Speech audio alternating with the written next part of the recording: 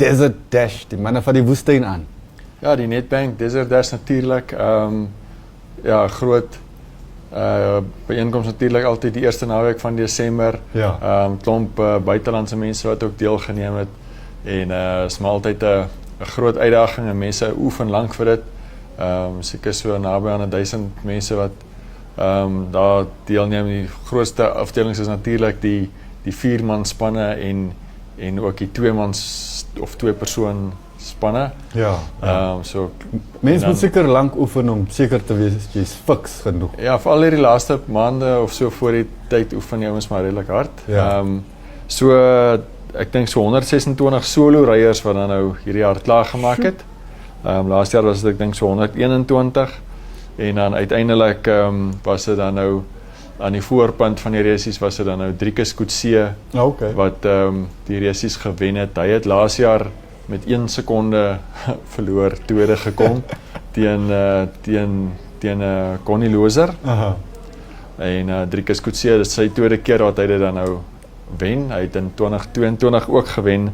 Sy wentyd was toe so 15 ure en 1 minuut gewees.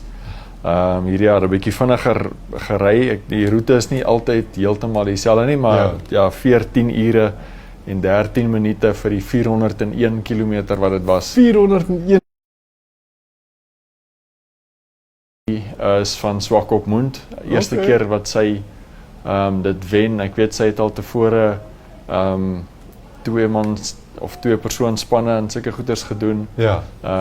Sy sê die eerste deel op die hoë lugdruk van windhoek en so was nou nie heeltemal in haar kralie. Gelukkig was dit nie baie warm Vrydag. Ja, ja. Noodwendig 'n bietjie gereën en Dis so ook ook gereën, daarom. ja.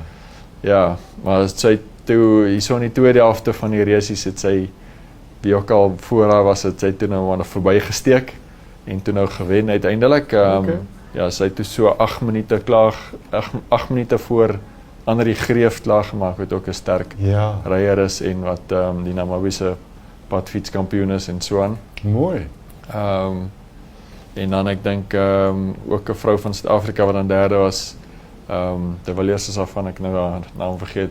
Sy het ook van tevore die resies gewen. Okay. Ja, so een van die ander stories was dan Andreas Seewald van Duitsland, ook 'n sterk ryer. Hy was so met 80 km oor was hy aan die voorpunt van die resies.